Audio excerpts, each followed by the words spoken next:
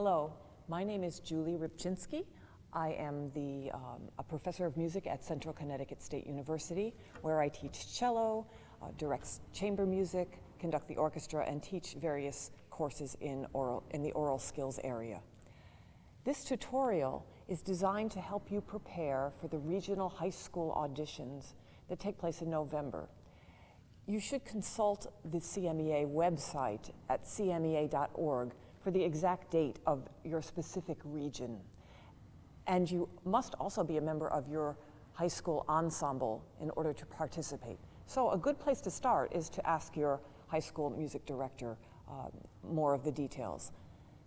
I do know that the audition is in 3 parts, consisting of prepared scales, arpeggios, and then a prepared piece, and finally some sight reading. This year's piece is a lovely sonata in F major by Benedetto Marcello. Marcello lived in Italy as an aristocrat, and he lived around the same time as Johann Sebastian Bach, who was a German Baroque composer. So therefore, we're in the Baroque style, the Italian Baroque style. What that means for you is that your tempos should be very steady, and you shouldn't make too many rubatos or retards. You should also, if you're going to do trills or mordents, which are called ornaments, you should try and do those from the note above rather than the note right on the note. So I will demonstrate some of that. Also, you're supposed to use the international edition for this, and you must have your own copy, a hard copy of that music. That said, the international edition has been edited by a more romantic composer. So some of the accents and staccato markings you should take with a grain of salt, because they may not be so stylistic. However, in crafting your dynamics, you need to think about the line rising, perhaps make a crescendo. In repeated patterns, perhaps make an echo. And those kinds of things are more stylistic for the Italian Baroque. So I will demonstrate by playing the Marcello for you in what I think might be an appropriate style and an appropriate tempo. And then we can discuss a little bit more. So here is the Marcello Sonata. 2 movements are required. The first movement, largo, followed by the second movement, allegro. And each one of these smaller subsections has repeats. In a concert, you probably would take those repeats. In the audition, you should just go ahead and not take them for time reasons. Notice that the markings on the movements are largo for the first movement, followed by allegro. Well, there's a wide range of what would be possible for that. I have chosen a sort of walking tempo for the first movement so that the 8th note is about 72. And for the second movement, a good ballpark figure on the metronome would be the quarter note equaling 100 to maybe 112.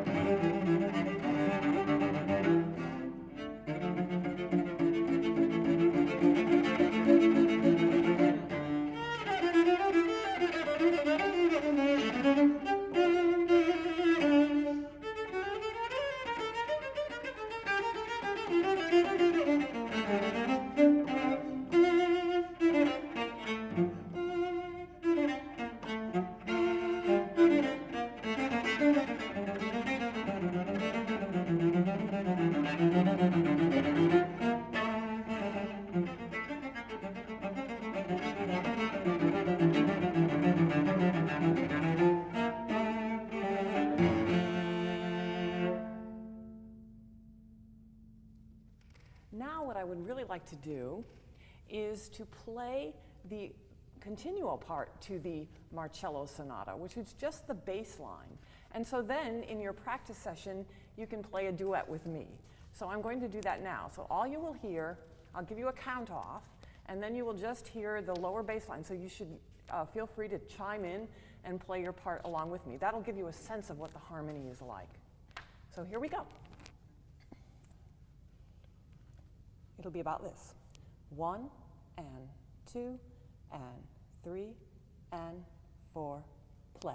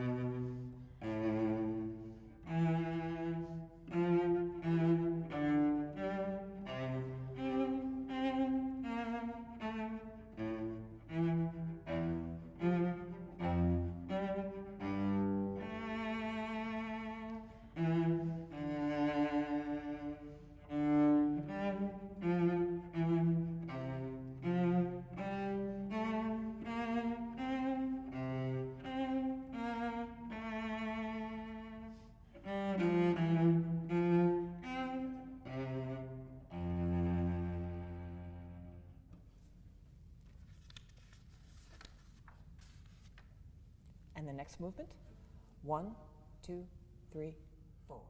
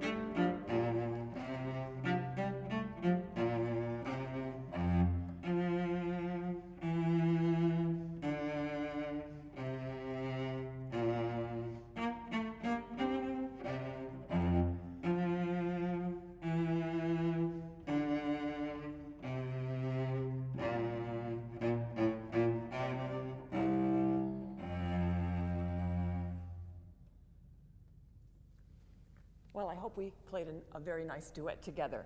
Remember that if you don't like those tempos, you should choose your own. You don't have to stick to my tempos, but that might be just a good exercise for practice.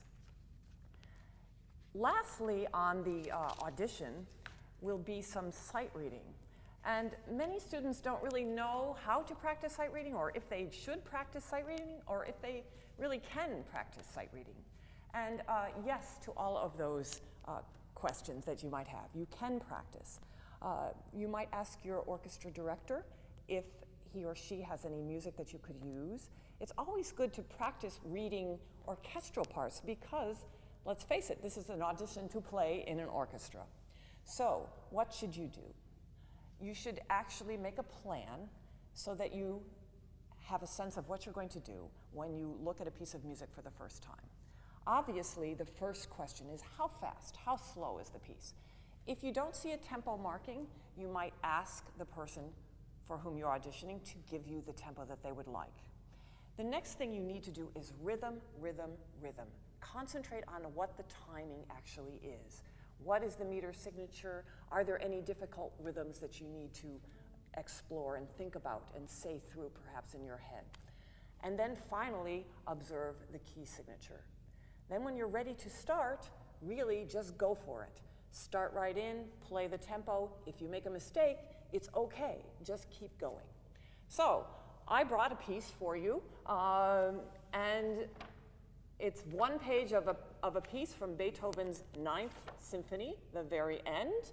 I have not played it, but I'm going to look at it and let you know what I think. Okay, so here we go. I'm going to play from letter K until the next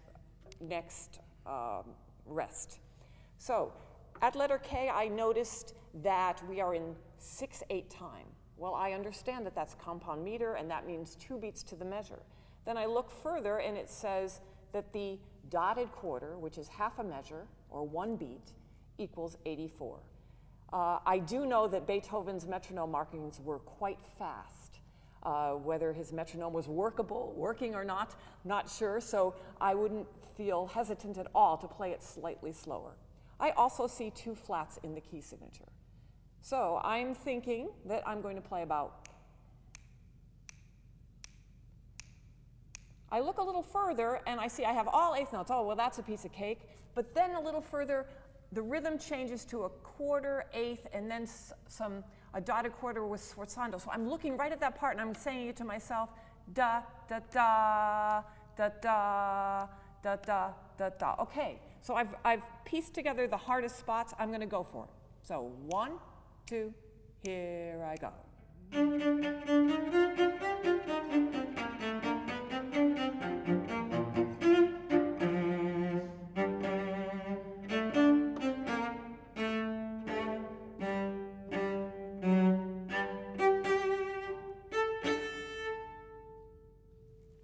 Well, I nailed it because of a little bit of advanced preparation that didn't take very long. So I wish you very much success on your audition. I am very happy to help you in any way. If you have specific questions, you may email me at ribchinskyj@ccsu.edu. I would also like to thank one person, Mr. Larry Wilkie, who generously provided me with a cello to play for today, and has he's an incredible cello maker in Clinton, Connecticut. So I thank Larry and hope that you will visit his shop if you have any needs for cellos whatsoever. Thank you so much.